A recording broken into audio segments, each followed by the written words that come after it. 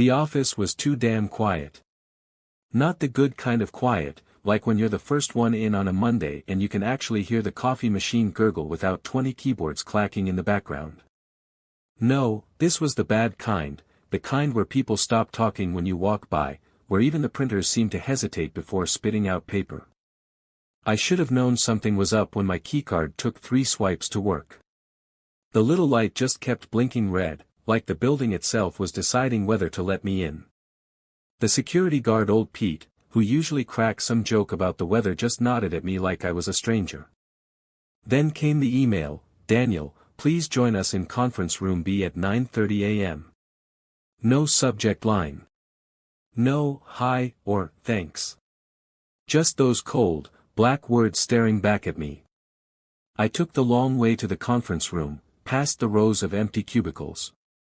Half of them had been cleared out since the last restructuring, their desks stripped bare except for forgotten sticky notes and dusty monitor stands. The glass walls of conference room B were fogged up from the AC blasting too hard, but I could still make out 2 silhouettes inside, Jen from HR, and someone from legal, judging by the stiff suit and the folder in his hands. My stomach dropped. Nobody brings legal in for a promotion. I pushed the door open, and the conversation cut off mid-sentence. Jen gave me that tight-lipped smile people use at funerals. The suit didn't even look up from his phone. On the table between them sat 2 things, a bottle of water, like that made this professional, and a single envelope, the thick kind with the company logo embossed on the flap. That's when I noticed the clock on the wall had stopped. 9:28, the second hand just stuck. "Have a seat, Daniel," Jen said, like we were about to discuss my 401k. Outside, the office hummed on like nothing was happening. Somewhere, a phone rang. Someone laughed. A cart rolled by with the lunch deliveries. Normal Tuesday stuff. But in that room, the air was so thick you could have chewed it. I sat. The envelope stared at me.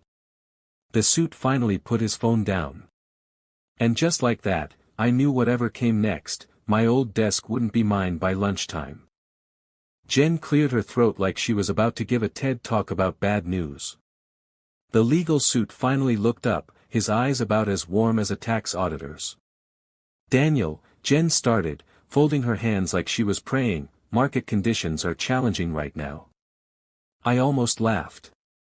That phrase, market conditions, like the stock ticker had personally decided to screw me over. Behind her, through the foggy glass, I could see Mike from accounting walking by with a stack of papers. For half a second, our eyes met. Then he sped up like he'd just spotted a landmine. The legal suit slid the envelope toward me. I could see my name printed on it in that fake elegant font the company used for termination letters. I'd seen enough of them go out over the years to recognize it on sight. "We're restructuring some departments," Jen continued, her voice dripping with that HR brand sympathy. "Unfortunately, your position is being eliminated as part of this optimization initiative." Optimization. Another bullshit corporate word. Last month they'd optimized the janitorial staff, and now we had paper towels piled to the ceiling because nobody knew how to change the dispensers. The AC vent above us rattled like it was laughing. Jen kept talking about transition periods and career support services, but I wasn't really hearing her. "And of course you'll receive the full severance package outlined in your contract," Jen was saying. She pushed the envelope closer. The company logo gleamed under the fluorescent lights like it was proud of itself. Outside, the office noises continued, keyboard clicks, the ping of the elevator, someone microwaving fish in the break room. Life going on like mine wasn't getting gutted in this fishbowl of a room. The legal suit finally spoke. "You'll need to sign these by end of day." He tapped the envelope with one manicured finger. I wondered if they'd rehearsed this. If they'd done a dry run with some other poor bastard before me. The way they sat there, waiting for me to react, it felt like watching vultures circle a dying coyote in one of those nature documentaries. Jen smiled her sad little HR smile. "Do you have any questions?" "About 100, actually." Like why my projects were still on the quarterly roadmap yesterday. Why the CEO got a new yacht while we were cutting staff. Why nobody ever said, "You're fired," anymore, just fancy words that meant the same damn thing. But all I said was, "Nope. I get it." Because I did. The clock was still stuck at 9:28. My badge already felt like it belonged to someone else. And that envelope? However thick it was, it wouldn't cover the mortgage for long. I stared at the envelope, watching a drop of condensation roll down from Jen's bottle, as if even the universe wanted to see what was inside. "My department?" I asked, even though I already knew the answer. Damn it, everyone in accounting knew. We had been crunching the numbers ourselves for months, watching the layoffs slowly approach like a looming storm. Jen's smile tightened at the corners.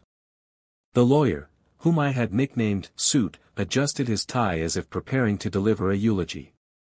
"All financial operations will be consolidated in the Chicago office," Jen said, as if reading from a teleprompter. "A transition team will take over your current projects."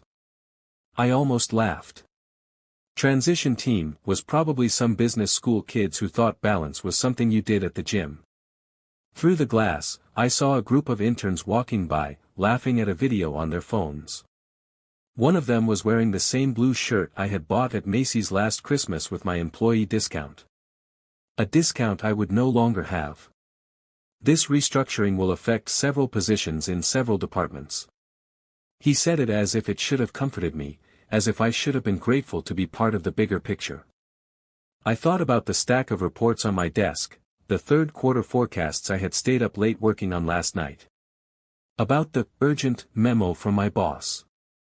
About the company stress ball I had been squeezing in my hands for 3 years. Jen's phone rang.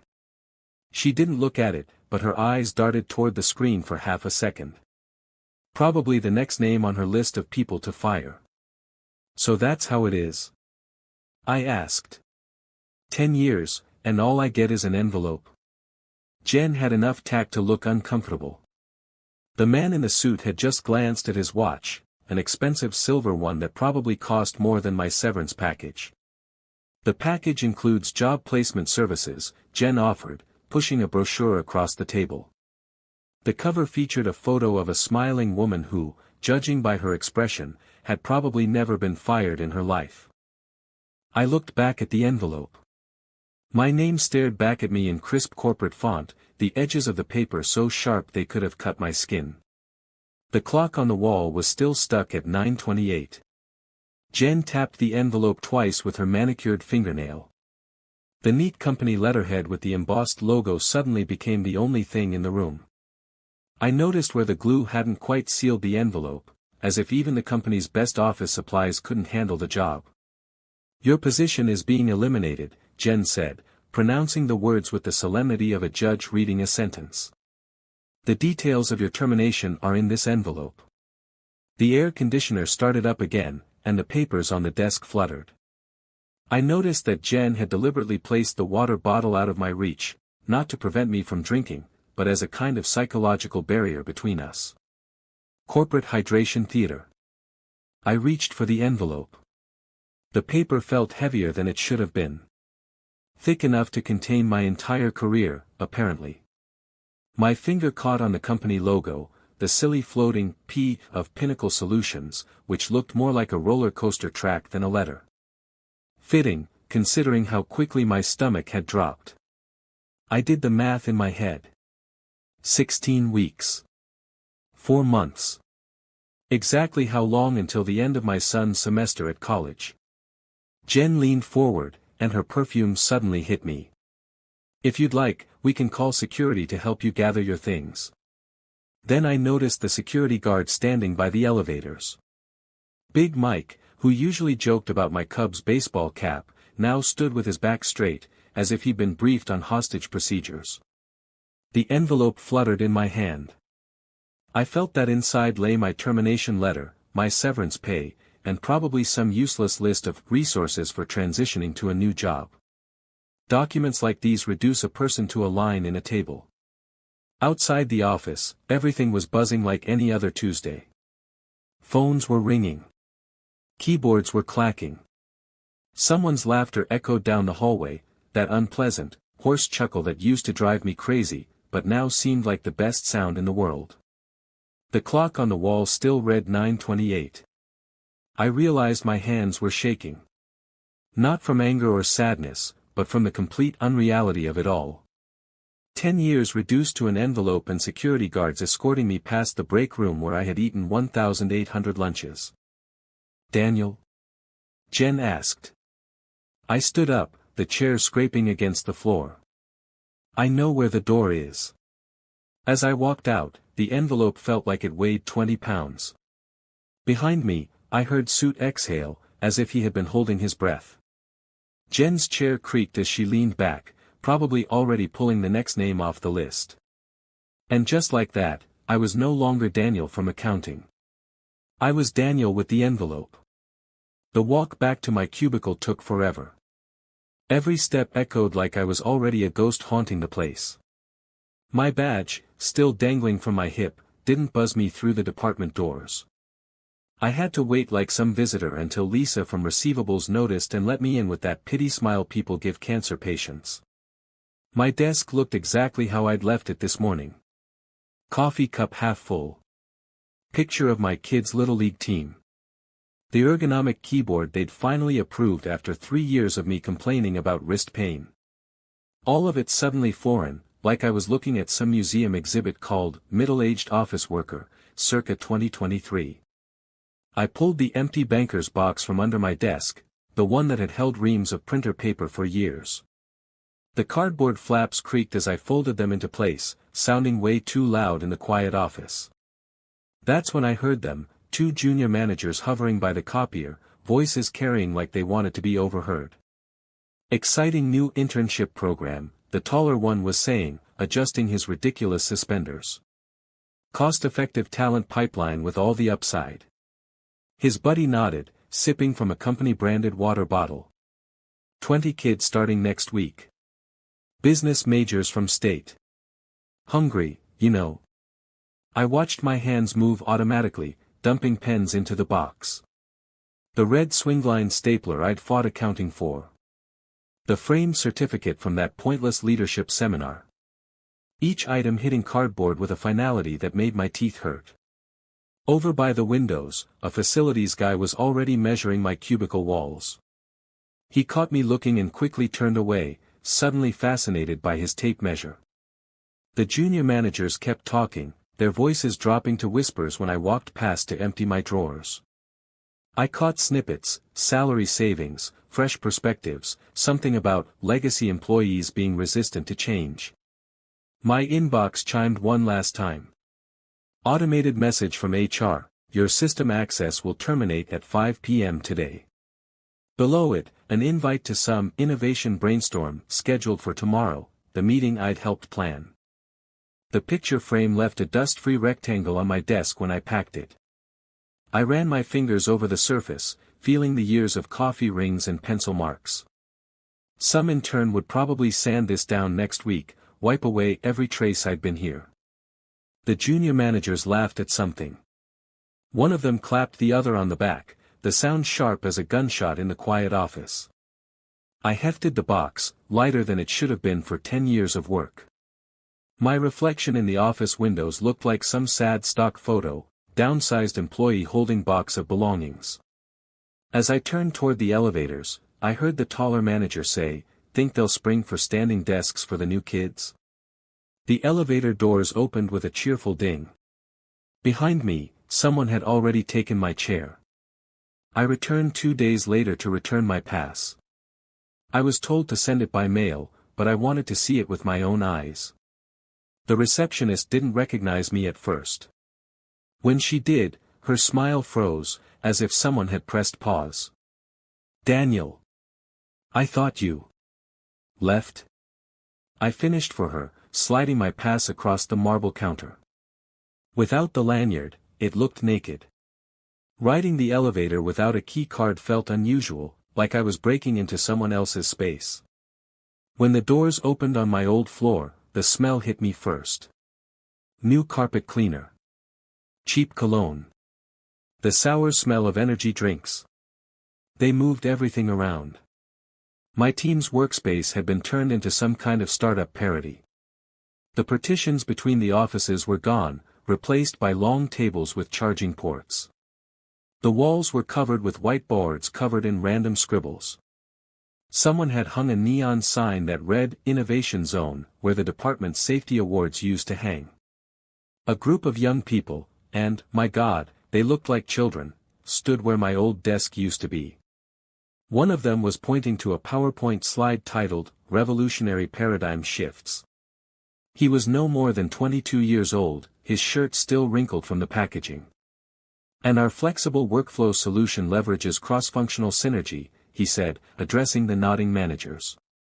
The same managers who avoided my gaze as I left. I recognized my old coffee mug in the hands of a girl with purple streaks in her hair. She was using it for markers. My ergonomic keyboard lay discarded in a storage box labeled "Outdated Equipment." A technical service employee noticed that I was standing aside. "Can I help you?" he asked louder than necessary. 20 faces turned toward me. The speaker stumbled over his words. I saw several people recognize me, the janitor, the IT guy, old Mrs. Chen from payroll peering at her monitor. The guy with my mug squinted. "Are you from headquarters?" The manager I had once mentored quickly approached. Daniel was already leaving. He squeezed my elbow harder than necessary and pulled me toward the elevator. Behind us, the presentation continued. As I was saying, we are seeing a 300% increase in efficiency by eliminating redundant, outdated processes. My phone buzzed, signaling an automatic text message, "Pass return confirmed. Your final paycheck will be issued according to established procedures." Downstairs in the lobby, the revolving door pushed me out onto the sidewalk. Through the glass, I could see the administrator already answering another call, and my pass disappearing into a desk drawer. Somewhere above my head, a recent graduate was probably spilling coffee on what had once been my desk.